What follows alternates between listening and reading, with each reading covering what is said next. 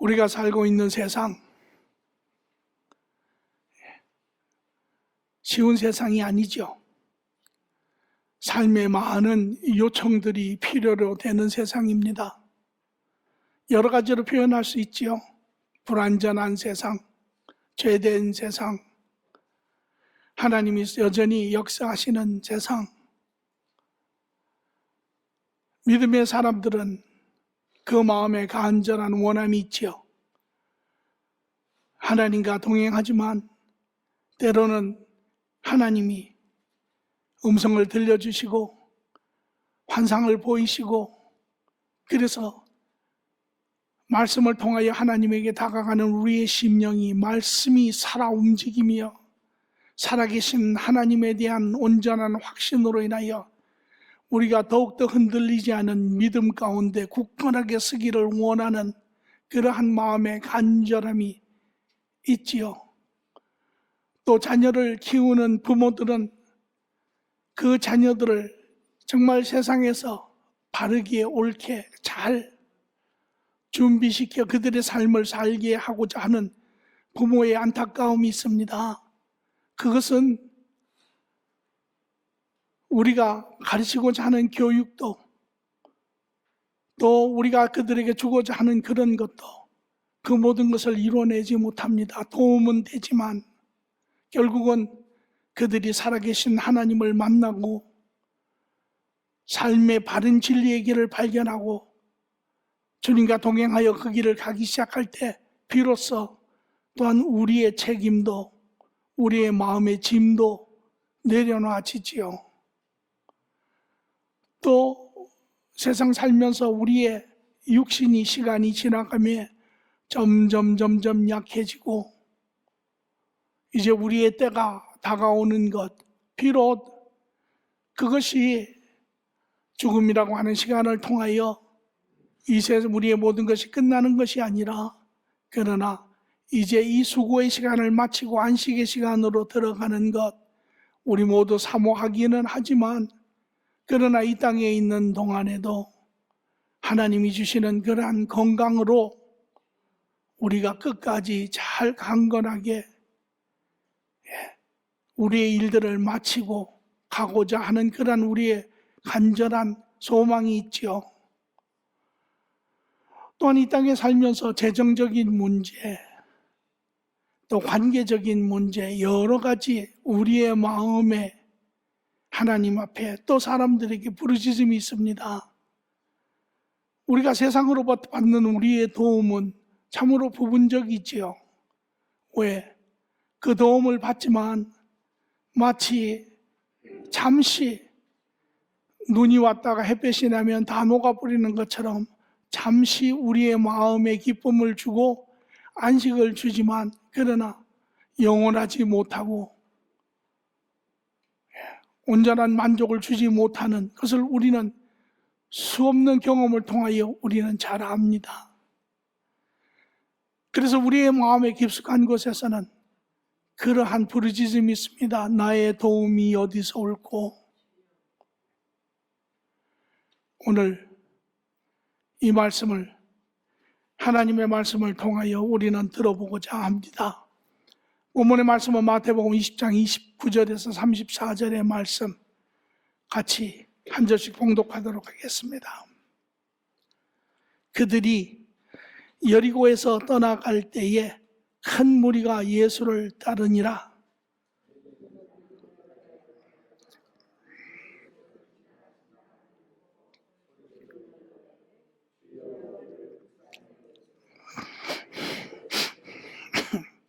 무리가 꾸짖어 잠잠하라 하되 더욱 소리 질러 이르되 주여 우리를 불쌍히 여기소서 다윗의 자손이여 하는지라.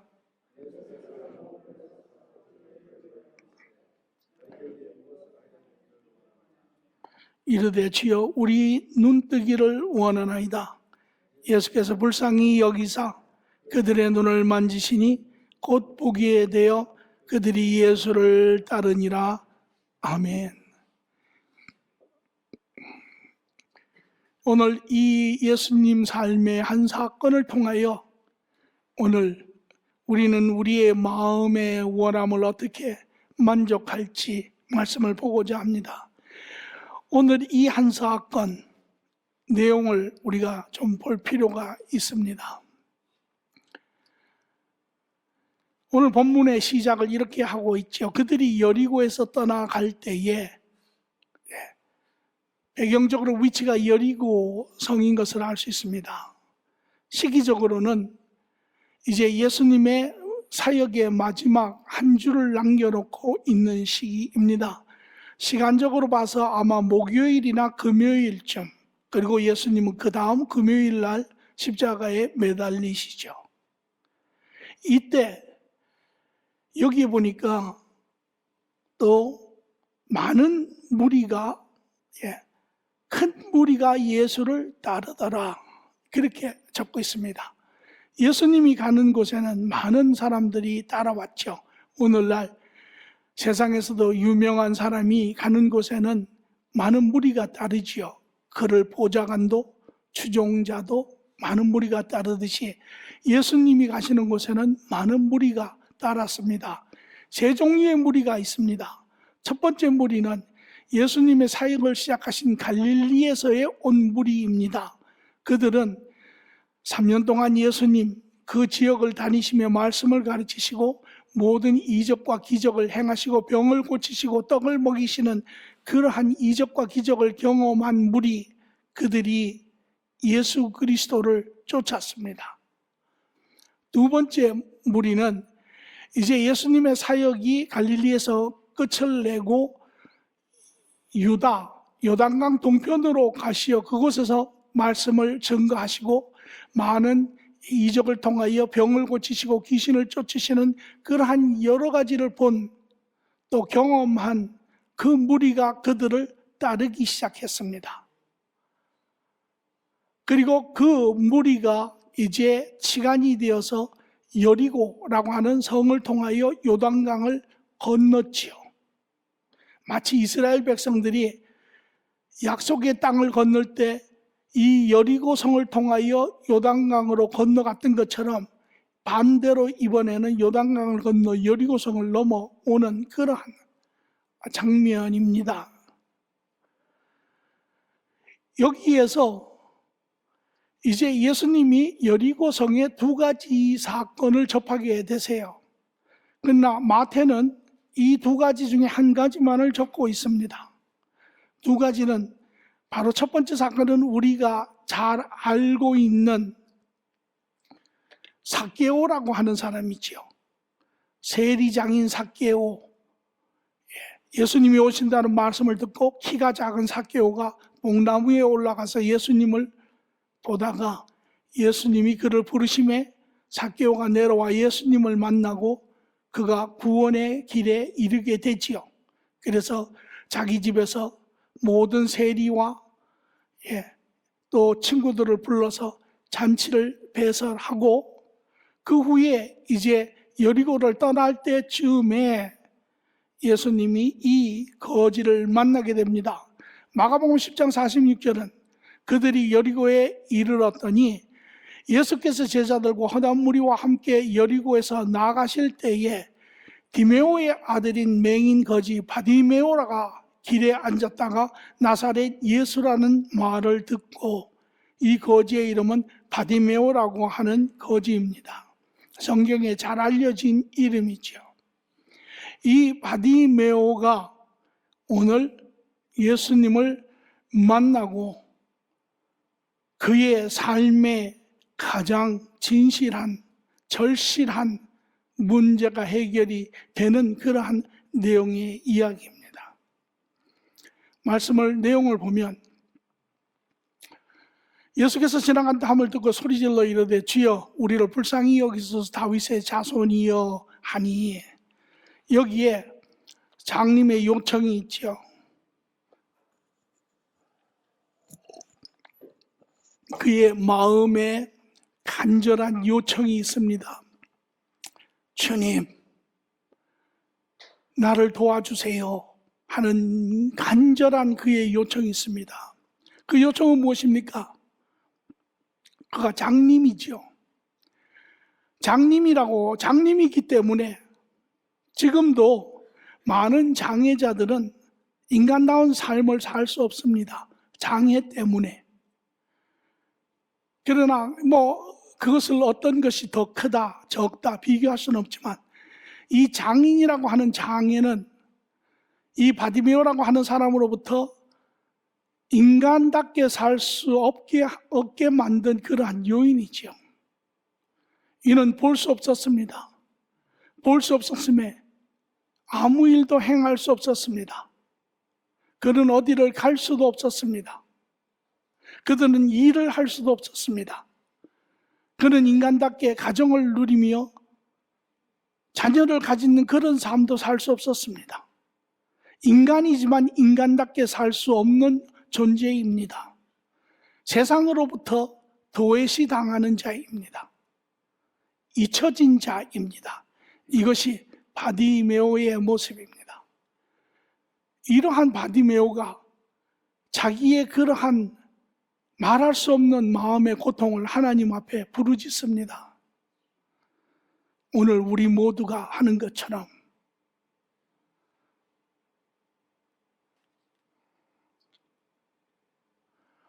그런데 이 바디메오가 놀라운 이야기를 합니다. 예수를 보며 다윗의 자손이여 이렇게 이야기를 합니다. 이 바디메오는 예수님의 제자처럼 예수님에게 택함을 받아서 말씀을 배우고 보지도 못하였고 이스라엘의 사람이지만 이스라엘 사람처럼 성경을 읽고 듣고 배우지도 못한 그러한 완전히 천대받는 그러한 존재입니다. 이러한 바디메오가 겨우 할 수 있는 것은 기동량하는 것이죠. 사람들이 이야기하는 왜 사람들이 바디메오가 사람들처럼 쫓아가서 예수님을 볼 수도 없습니다. 집회에 참여할 수도 없습니다. 사람이 데려가지 않으면 아무것도 할 수 없는 자입니다. 사람들이 귀찮아서 바디메오를 데려가지도 않습니다. 이 바디메오가 할 수 있는 것은 그저 겨우 남이 하는 이야기를 기동량하며 들은 자입니다. 그럼에도 불구하고 이 바디메오는 이 예수님을 가르쳐 다윗의 자손이요 라고 이야기를 합니다. 이 다윗의 자손이라고 하는 말은 다른 말로 하면 당신은 메시아요 라고 하는 이야기입니다. 그 당시에 유대인의 메시아, 유대인은 영적 메시아를 기다리고 있는 것이 아니라 육적 메시아, 그들의 지도자를 기다리고 있지요. 그래서 그들이 기다리는 메시아는 그들을 다시금 다윗과 같은 왕, 다윗의 그러한 부흥을 가져다 줄 자, 로마 제국으로부터 속박에서부터 자유롭게 하고 모든 정치적, 경제적, 사회적 이런 모든 것으로부터 세상에 이스라엘을 우뚝하게 세울 사람 메시아, 지도자 메시아를 그들은 기다리고 있습니다. 그 시작은 사무엘하 7장 12절에 13절에 보면 다윗에게 예언이 임하는데 나단 선지자의 말에 의하면 내 소환이 차서 내 조상들과 함께 누울 때에 내가 내 몸에서 내 씨를 내 뒤에 세워 그의 나라를 견고하게 하리라. 다윗으로부터 나타나는 두 번째 다윗과 같은 왕 메시아, 이것이 이스라엘 백성들이 가지고 있는 또 기다리는 그런 메시아입니다.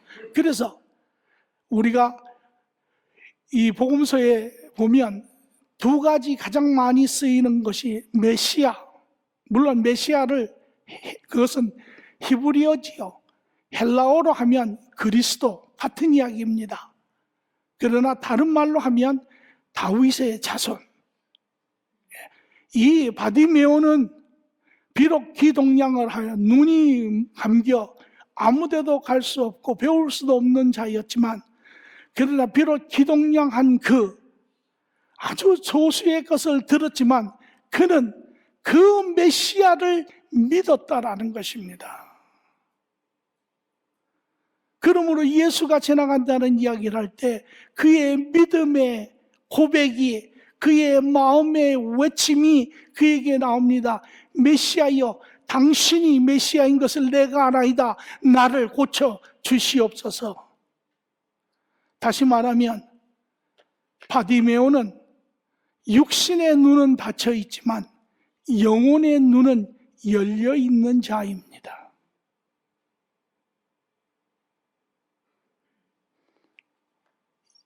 이에 31절을 보니 무리가 꾸짖어 잠잠하라 하되 더욱 소리질러 이르되 주여 우리를 불쌍히 여기소서 다윗의 자손이여 하는지라. 대조적으로 다른 또 한 종류의 사람이 나타났는데 그들은 바로 예수를 따르는 무리입니다. 그들은 갈릴리에서 온 자입니다. 그들은 유다에서 온 자입니다. 이들의 공통점은 예수님의 가르침을 듣고 그들은 눈이 열려 어디든지 갈 수 있는 자들입니다. 예수님이 하신 있는 곳마다 그들은 쫓아가서 예수님의 가르침의 말씀을 들었습니다. 예수님의 모든 이적과 기적을 보기도 하고 경험도 하였습니다. 그들은 수많은 것을 보고 들은 자입니다.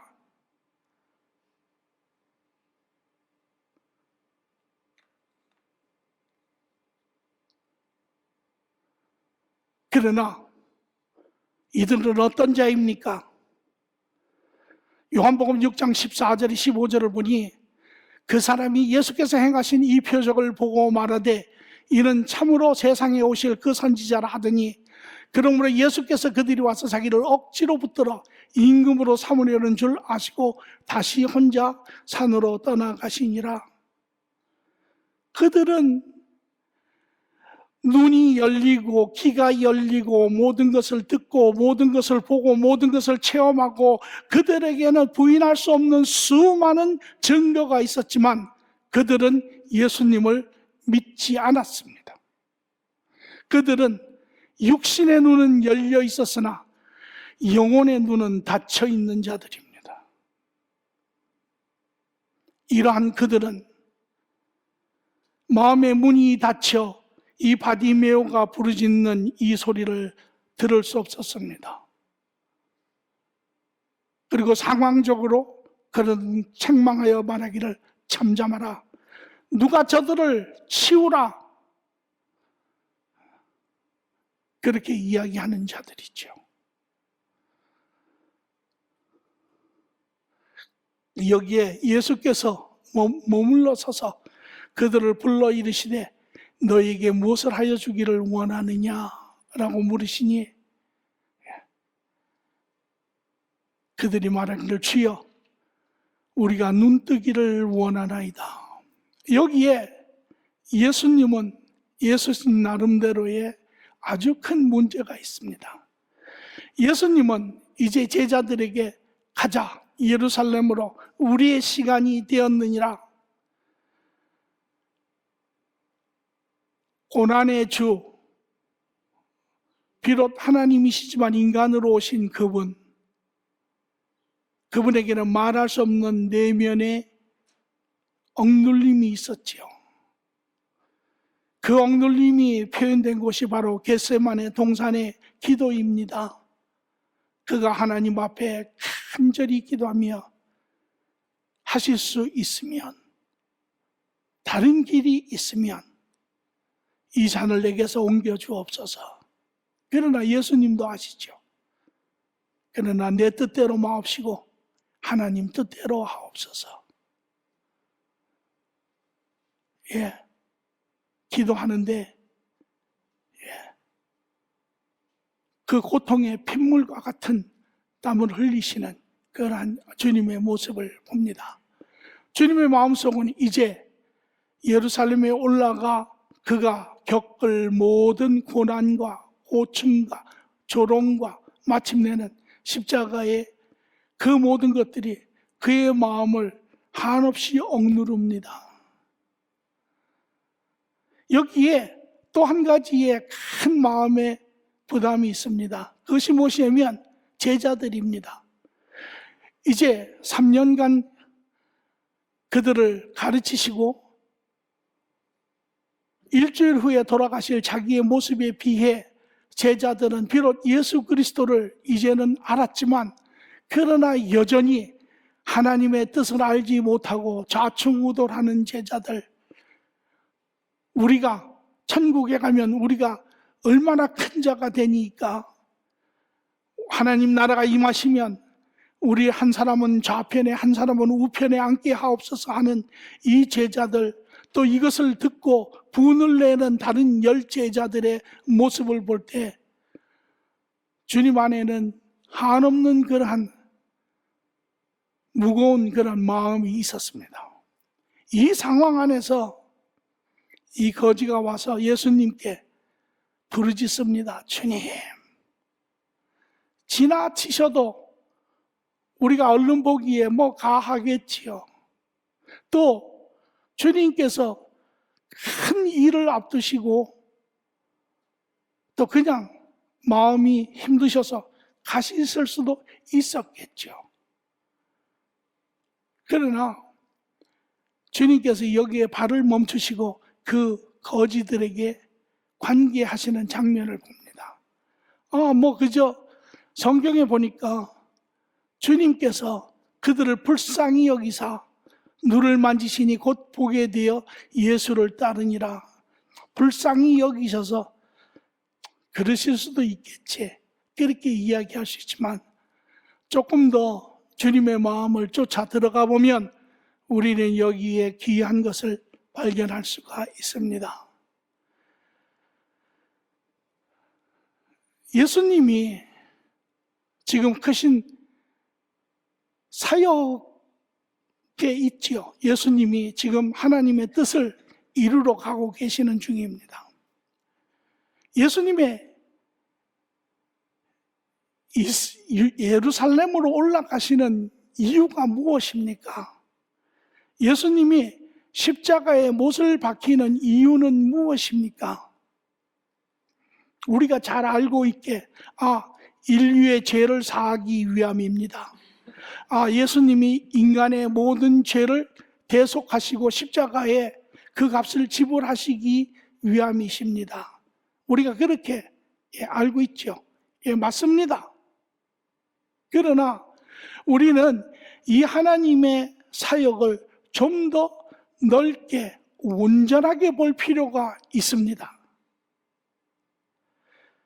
하나님과 예수님과 성령님은 세 분이 동일한 사역을 하고 계세요. 자, 여기에 보면 우리가 하나님의 계획에서 한번 보면 간단하게 성경에 수도 없이 많은 곳에 있지만 요한복음 3장 15절에 이렇게 이야기합니다. 이는 그를 믿는 자마다 영생을 얻게 하려 하심이라. 죄사함, 그 부분이 분명히 있지만 그러나 그것보다 더 넓은 영역에서 이야기를 하고 있습니다. 하나님이 우리에게 원하시는 것은 우리로 하여금 영생, 이 영생인 영원히 사는 삶이라고 우리가 직역할 수도 있지만 이 영생은 온전한 삶, 퀄리티와 퀀티티에 있어서 모든 것이 만족되는 삶, 다시 말하면 하나님이 하나님의 자녀들로 살게 하시기 위해서 바른 인간으로, 온전한 인간으로 살게 하기 위하셔서 또 이러한 하나님의 계획에 따라 예수님이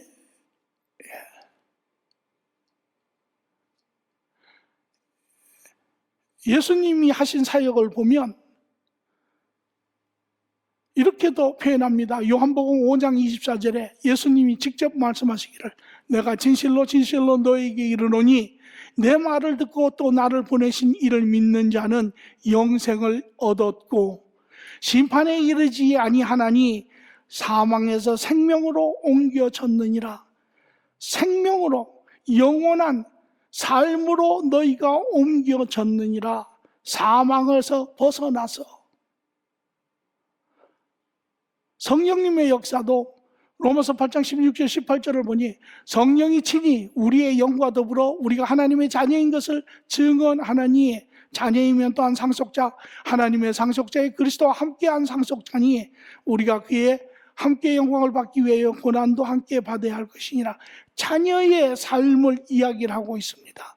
다시 말하면 하나님께서 원하시는 것, 예수님이 행하시는 것, 성령님이 완성하시는 이 동일한 하나는 무엇이냐면 바로 그냥 십자가의 죽음, 죄사함만이 아닙니다. 그것은 꼭 필요한 부분이지만 더 완전된 그림은 하나님이 우리에게 원하시는 것은 바로 하나님의 자녀의 풍성한 삶을 살게 하게 하시는 것입니다. 하나님의 자녀의 온전한 형상으로 바른 인격체로 살게 하시는 것입니다. 더 나아가서는 인간이 참 바른 인간으로서의 모습대로 바르며 옳으며 온전한 관계 안에 살게 하시는 것이, 이것이 하나님의 뜻입니다. 이것을 이루시는 데 있어서 반드시 해결돼야 되는 문제가 있는데, 그것이 바로 인간이 해결할 수 없는, 인간이 피할 수도 없는, 인간이 사로잡혀 있는, 인간이 종노릇하는 이 죄의 내용입니다. 이 죄를 해결하지 아니하고는 인간이 결코 하나님의 자녀로서의 풍성한 삶을 살 수 없기 때문에 예수님이 1차적으로 오셔서 이 죄의 문제를 해결을 하신 후에 예수님이 다시 오실 때 천년왕국을 통하여 하나님의 자녀가 온전한 삶을 살 수 있도록 완성시키는 것입니다. 그러므로 이 말씀을 정리하면 하나님, 삼위일체 하나님의 뜻은 인간을 하나님의 지음을 받은 바른 그러한 인격체로서, 참 인간으로서 하나님과 사람과의 온전한 사랑의 관계 안에 온전한 삶을, 의의 삶을, 사랑의 삶을, 풍성한 삶을 살게 하는 것이 하나님의 뜻입니다. 그 가운데 인간이 가장 고통스러워하고 인간이 해결할 수 없고 인간이 벗어날 수 없는, 또 해결되지 아니하면 인간이 풍성한 삶을 살 수 없는 이 죄의 가장 큰 문제를 바로 모든 문제와 더불어 주님이 스스로 해결하시기 위하여 이 땅에 오시고, 이것이 바로 예수님이 이 땅에 오신 이유이고, 이것이 바로 예수님께서 예루살렘에 가시는 이유이고, 이것이 바로 예수님께서 십자가에 못 박혀 죽으시는 이유인 것입니다. 그러므로 그 죄사함을 통하여 사망의 속박에서 벗어나고 죄의 붙잡힘에서 벗어나고 하나님의 자녀로서 온전한 풍성한 삶을 사는 것, 우리가 죄에 갇히면, 우리의 심령이 죄로 채워지면 우리의 생각이 죄의 산물이요, 우리의 말이 죄의 산물이요, 우리의 관계가 죄의 산물이요, 우리의 삶이 죄의 산물이 되는 것입니다. 그러나 우리가 그 죄에서 벗어나 하나님 안에 의의 자녀로 채워질 때 우리의 생각이 의로운 것이며, 우리의 말이 의로운 것이며, 우리의 행동이 의로운 것이며, 우리의 삶이 의로운 그러한 모든 사람이 사는 하나님 나라의 참된 모습이지요. 이것이 하나님의 뜻이고, 이것이 예수님이 가지고 있는 종적인 사역의 목적이지요. 그것을 이루시기 위하여 십자가로 가시는 것입니다. 그렇다면 여기에 이 상황 가운데 바디메오라고 하는 자가 삶의 갇힘 가운데 주님에게 다가옵니다. 만약에 이러한 상황 안에, 큰 계획 안에 속하는 바디메오를 예수님이 외면하시고 그냥 가신다면 그분의 목적은 완성될 수 없습니다.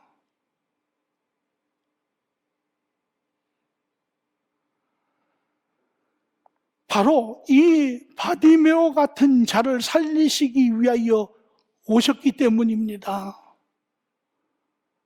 그러므로 예수님께서는 그의 발걸음을 멈추시고 그의 사역의 원 목적인 이 바디메오를 살리세요. 예수님께서 그의 마음의 눈과 더불어 육신의 눈을 뜨게 하시죠. 그리고 바디메오는 마침내 눈도 뜨이고 마음의 눈도 뜨인 자가 되어 참으로 그는 새로운 풍성한 삶을 살았습니다. 인간답게 살 수 있게 되었습니다. 어디든지 갈 수 있게 되었습니다. 무엇이든지 볼 수 있게 되었습니다. 그는 주님을 쫓아 간 자가 되었습니다. 풍성한 삶을 누리는 자가 되었지요. 오늘 이것이 주님께서 우리에게 보이고자 하시는 내면의 이야기입니다. 우리의 도움은 어디서 올고 우리의 도움의 참 주인은 예수님이세요. 오늘 예수님은 그의 긍휼하심과 사랑 가운데 믿음의 바디메오의 고통을 해결해 주고 계시는 것을 봅니다. 이것이 우리 모두가 다시 한번 정리해야 하는 부분입니다. 우리는 어느 편에 속한 자입니까? 우리는 육신이 열려 마음의 문이 닫혀 있는 자입니까? 우리는 비록 육신의 눈은 닫혀 있지만 마음이 열려 있는 자입니까? 세상에는 네 종류의 사람이 있을 수 있습니다. 눈도 닫히고 마음도 닫힌 아주 깜깜한 사람이 있을 수 있습니다. 온전한 사망 가운데 있는 자이죠. 눈은 닫혔지만 마음이 열려있는 바디메오와 같은 사람도 있습니다. 오히려 이 사람은 소망이 있습니다. 빛이 있습니다. 말할 수 없는 불편함은 있지만 그러나 눈이 열려있지만 마음이 닫혀있는 이 군중과 같은 사람도 많습니다. 보지만 보지 못하는 자입니다. 가지만 가는 곳을 알지 못하는 자입니다. 그러나 눈이 열리고 마음의 눈이 열려있는 자, 참으로 이 자는 바른 삶을 사는 자이지요. 마태복음 6장 22절 23절에 이렇게 이야기합니다. 눈은 몸의 등불이니 그러므로 내 눈이 성하면 온몸이 밝을 것이요 눈이 나쁘면 온몸이 어두울 것이니 육신의 관계를 이야기합니다. 눈이 띄어 있으면 몸이 갈 바를 알지요. 그래서 눈은 몸의 등불입니다. 그래서 눈이 띄어 있으면 몸이 밝히 보고 갑니다. 그러나 눈이 나쁘면, 저같이 눈이 나쁘면 안경을 벗으면 더듬지요. 눈이 나쁘면 육신이 어둡습니다. 하물며 내게 있는 빛이 어두우면 그 어두움이 얼마나 더하겠느냐. 내 마음이 어두우면, 마음에 눈이 닫혀 있으면 그로 인하여 삶이 얼마나 더 어둡겠느냐라는 것입니다.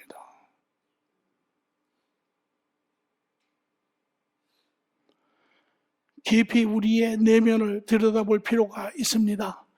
여기에 오늘 또 하나 우리가 깊이 알아야 할 것은 성도인 우리는 비록 현재, 과정인 이 현재의 삶을 살고 있지만 그러나 하나님의 완성된 축복 안에 있습니다. 다시 말하면 우리는 삶의 요청을 주위의 사람을 통해서 또 최종적으로 하나님 앞에 가서 우리는 기도를 합니다. 우리는 마음의 요청을 기도할 때 우리의 자세는 별로 합당하지 않습니다. 우리는 하나님이 응답해 주시면 좋고 뭐 안 해주셔도 할 수 없고 그래서 우리는 기도하다가 우리가 포기하는 경우가 많지요. 그렇기 때문에 응답도 우리는 경험하지 못합니다.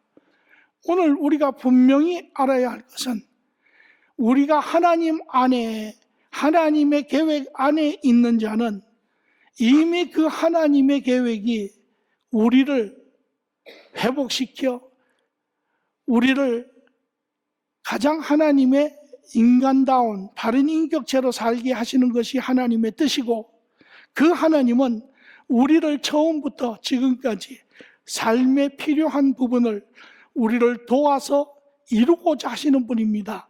그 결과에 가장 우리가 증명할 수 있는 것이 바로 예수님이 이 땅에 오셔서 죄 사함을 담당하시는 것이죠. 우리가 당한 가장 큰, 가장 깊은 그 문제를 주님께서 해결하심으로 주님께서 우리에게 대한 마음을 보여주고 계시는 것이에요. 그러므로 우리는 하나님과 교제 안에 있는 사람은 하나님의 원마음인 하나님이 우리의 모든 것을 도우시고 응답하시고 인도하시고 그렇게 해서 하나님의 모든 자녀들을 바르게 세우시겠다고 하는 이것을 우리는 온전히 이해해야 합니다. 그리할 때 우리는 비로소 하나님 앞에 나아가는 우리의 자세가 달라집니다. 이제는 진정성 없는 그런 자세가 아니라 참으로 진정한, 확실한 그러한 마음을 가지고 하나님 앞에 나아가는 자가 되지요. 이런 자들이 경험하게 되고, 그러나 그래서 물론 이제 이것이 실질적으로 온전히 이루어지는 것은 계시록 20장 6절에 이야기하는 것처럼 첫 부활에 참여하는 자가 복이 있고 거룩하도다. 둘째, 사망이 그들을 다스릴 권세가 없고 도리어 그들이 하나님과 그리스도의 제사장이 되어 천년 동안 그리스도와 함께 왕노릇하니라. 완전히 드러난 모습은 이제 천년 왕국에서 예수님 재림 때 드러나게 되어 있지요. 그럼에도 불구하고 하나님은 지금도 하나님의 자녀를 온전하게 세우시는 그 선한 계획에 따라 우리의 모든 삶을 알고 계시고 우리의 삶의 요청을 하나님께서는 응답하여서 이루기를 원하신다고 하는 이 사실을 우리는 확실히 알아야 합니다. 현실에 왜 우리가 이 능력을 경험하지 못합니까? 바로 이러한 하나님의 뜻을 우리가 잘 모르기 때문에 그렇습니다. 그저 우리는 하나님이 어떤 분이신지 잘 모르지만 어떨 때는 들어주시는 것 같고 어떨 때는 안 들어주시는 것 같고 그런 것이 아니라 이 하나님의 마음은 처음부터 지금까지 영원 전부터 영원 후까지 동일하신 하나님입니다. 이러한 부모의 마음을, 하나님의 마음을 확신하는 자녀의 삶의 자세는 다르지요. 이런 것을 잘 모르기 때문에 그래서 마태복음 7장 7절에 8절에도 구하라 그리하면 너에게 주실 것이요 찾으라 그리하면 찾을 것이라 문을 두드리라 그리하면 너에게 열릴 것이니 구하는 이마다 받을 것이요 찾는 이는 찾을 것이며 두드리는 이에게는 열릴 것이니라. 왜? 이것이 하나님이 우리에게 향하신 마음이기 때문에, 이것이 하나님이 이루고자 하시는 하나님의 계획의 길이기 때문에, 그러므로 우리는 그러한 하나님의 마음을 확신하고 그분과의 교제 안에 우리의 삶에 우리의 도움을 그분에게 간구하는 것이에요. 그리하면 하나님께서 이루십니다. 그러나 이것을 알지 못하고 간구하면 어떻게 하나님이 기준점을 가지고 우리를 도우시는지, 어떨 때 하나님이 응답하시는 것 같기도 하고 어떨 때는 응답하지 않으시는 것 같기도 하고. 그래서 우리의 단점이 뭐냐? 구하지 아니하지요. 안 구합니다. 그래서 야고보 4장 2절에도 너희가 얻지 못하면 구하지 아니하기 때문이라. 왜? 주실지 안 주실지 모르니까. 그러나 오늘 하나님의 이 계획을 우리가 온전히 이해한다면 그분은 우리에게 주시되 모든 것을 그래서 로마서 8장에는 이런 이야기입니다. 32절에 자기 아들을 주시니가 그 어떤 것도 너에게 주시지 아니하시겠느냐.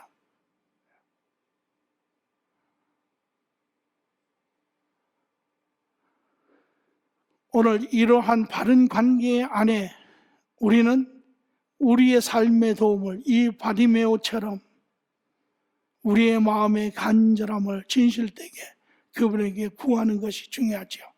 또 두 번째로 우리가 받지 못하는 것은 우리가 잘못 구하기 때문이죠. 우리는 여전히 제한되고 부분적이고 재성적인 우리의 관점을 가지고 있습니다. 그래서 우리의 삶에 원하는 부분들을 많이 강구합니다.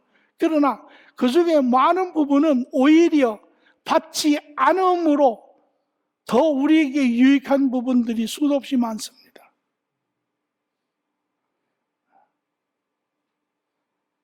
그러니까 그럴 때는 하나님이 허락하지 아니하시죠.